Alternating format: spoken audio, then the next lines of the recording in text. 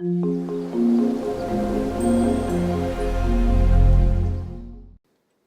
right, let me switch back over here to Unity, and let's go ahead and work with the ball. So what I'm going to do is I'm going to take the ball, I'm going to drag that and make it a child of the paddle. So let me drag over here. Actually, I just moved the position. Let me drag right on top of it.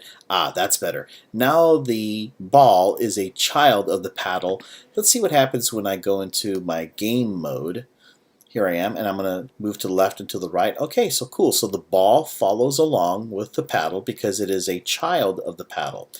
And the reason why I'm doing that is, in the old game, in this old Breakout game, you used to have to position where you want to launch the ball. And then let's say, for example, if I touch the down arrow, that releases the ball. And then I really am just moving to the left and to the right to try to make sure that I collect all these bricks so that I knock out all these bricks. And then the ball is going to be bouncing off this paddle. So we get out of this play mode. So when I make this ball a child of the paddle, it's going to follow along with it. Now back over here, so again, ball is selected.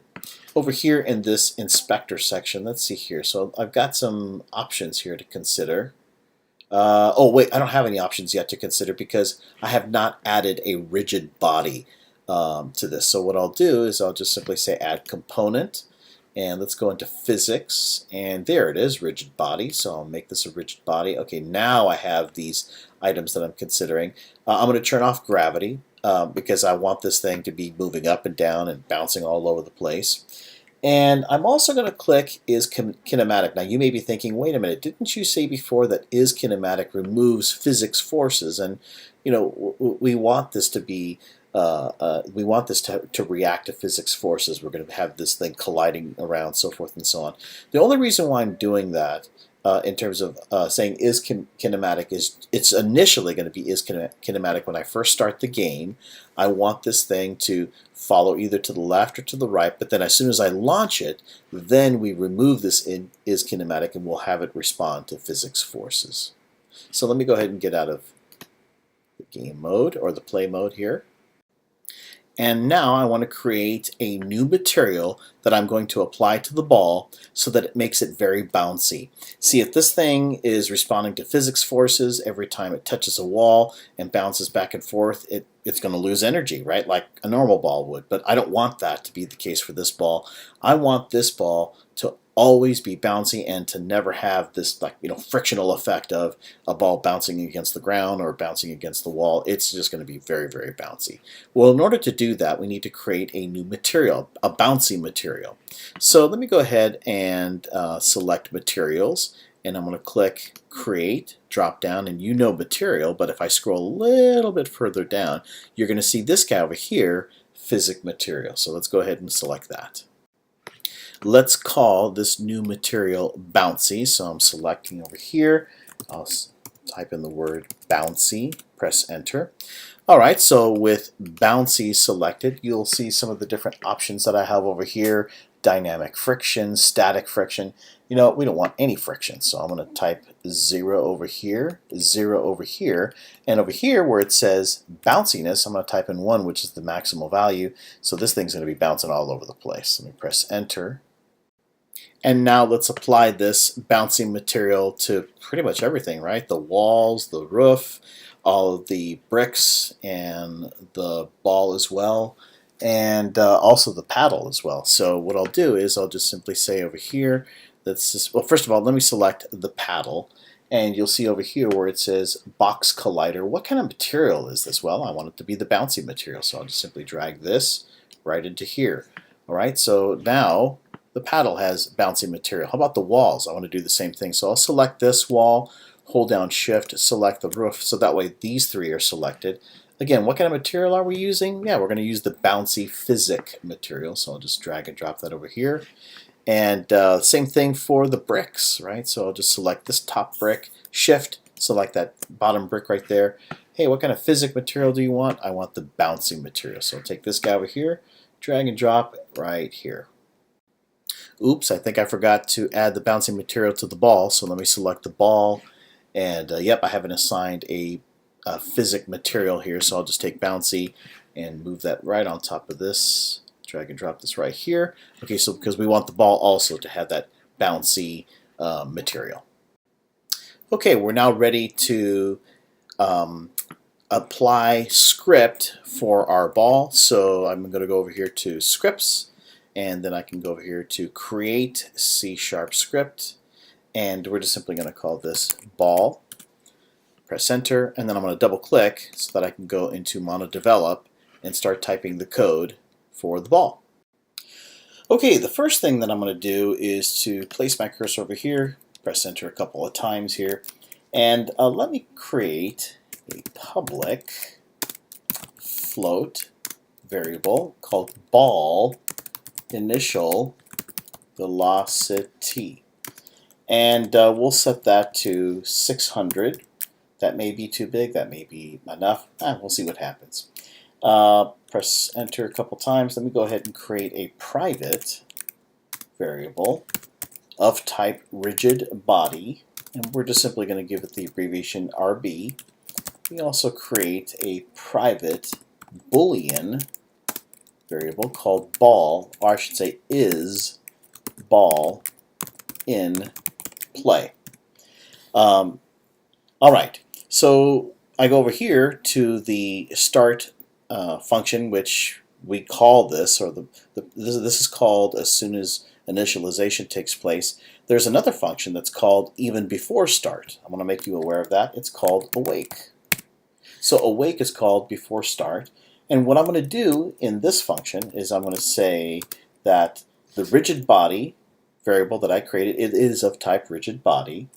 I want to get component angled bracket. We'll type in the word rigid body, close angled bracket, open and close parentheses, semicolon. So remember, this is all dealing with the ball, and so RB is the rigid body component for our ball, and we're going to need that over here in update. So what we're going to do is we're going to say if parens input dot get button down, and then within quotation marks I'll say fire1. All right, let me stop right here.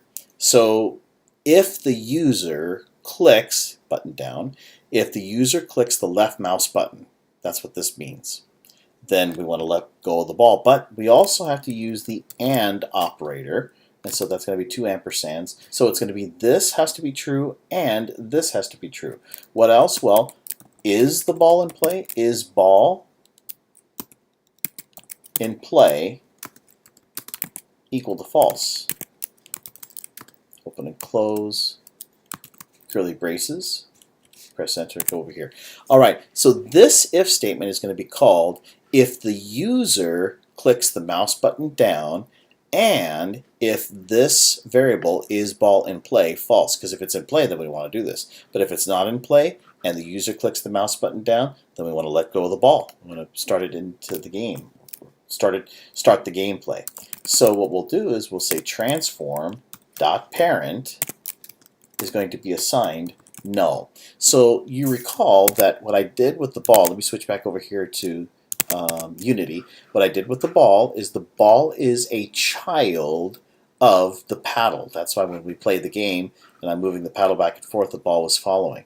Well, obviously when I start the game, that ball cannot be a child of the paddle anymore. It's got to be released so we can play the game. And so that's what this statement does. Remember, we are dealing with the ball. Okay, so we're going to take its transform, and who is your parent? No one is my parent. That's what this statement does. I'm no longer parented, or my parent is no longer going to be the paddle. All right, well, now that the game is in play, I'll say is ball in play, and we'll set that to true. Yeah, we're now playing the game. Okay, so then I'm going to take that rigid body is kinematic, and I'm going to set that to false. You'll recall that I said I did not want physics forces to apply to the ball, but once it's been released, okay, now I want physics forces to be applied. So that's why we have this statement here. And so that means that we're going to have to add a force to this rigid body. So we'll say RB dot add force and open parentheses. Let me go ahead and put an open parentheses, close parentheses, put a semicolon over there, and move my cursor back into the open and close parens. And what we're going to do is we're going to create a new vector3 object. Now, I'm going to open and close parentheses within here. So open and close parentheses and put my cursor right back in here. Now, we mentioned before that vector3 is a point in space, but you can also use this as a direction. In fact, physicists often refer to a vector as a direction and a force that's being applied. So in this case, we're going to use this in terms of an application of a force, namely an application of the force to the ball. And so the vector3 has an x, y, and z-axis component. So what we'll do is we'll just take the ball initial velocity and we'll apply it to the x, comma, we'll apply it to the y, ball initial velocity, and there is no velocity or z component. We're only going to be applying this to x and y. In other words, we're moving the ball to the left and to the right and also up and down. Okay, and that is it. So let's go ahead and save our work. Don't see any errors over here. That looks good. Let me switch back over here to Unity. And of course, we want this ball code to apply to the ball. So let me just take this guy, drag and drop it right on top of ball so that it's associated with that. Let's see what happens now when I hit play or enter into play mode. Let's see here. Are we in play mode? Yes. Okay, so let me move to the left, move to the right. Okay, so now I'm going to click my mouse. So I click my mouse. Oh, nice. And it's bouncing all over the place. And notice what I'm doing over here. I'm just using the paddle to... Oh, boy, that wasn't very good. And of course, I got to reset the ball. Hey, what's going on? It should have bounced or been bouncing off of my bricks. But before I do that, let me just try this one more time. So enter into play mode. There it is. I'm going to click the mouse button right now. And so this thing is bouncing all over the place. Oh, the reason why it's not hitting the bricks, it looks like the bricks are like recessed into my screen a little bit too much here. I don't know if you guys can see this when I enter into play mode. There we go. So it's not like the bricks are going through, the ball's going through the bricks. The bricks are just not positioned correctly. Oh, sorry about that. So we'll just have to make a quick adjustment to that to fix that. Still, it looks pretty cool. Very nice. Okay, enough playing around. We got to bring those bricks back. I'll let it fall through. All right, sounds good. Let me enter out or exit out of this play mode.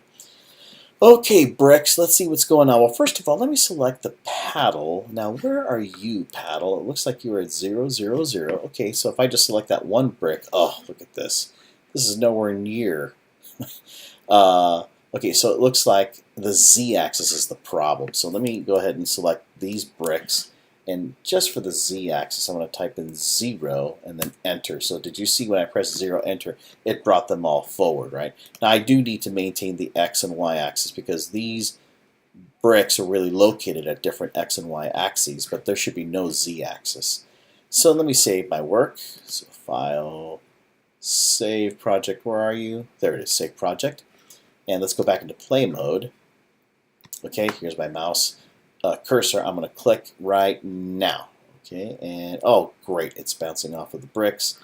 Boy, I'm terrible at this game. Let me switch over here. I think the problem is I'm clicking with my right hand. Let me click and then go back to the keyboard really fast and see if I can do a better job here. Yep, bouncing off the bricks now because the bricks are actually in the correct location. Oh, wow, look at that. That is very cool. Ooh, can't believe I'm still alive here. Nice. Yes, very good. And you know, one of the reasons why I had the angled walls is so that we wouldn't get this deal where it's going to be bouncing back and forth or bouncing back and forth in here. It looks like that angled wall makes it so that it kind of travels up or perhaps it travels down. Eventually it's going to get out of that potential situation where the ball just simply goes to the left, right, and to the right infinitely. Okay, let me exit out of the play mode.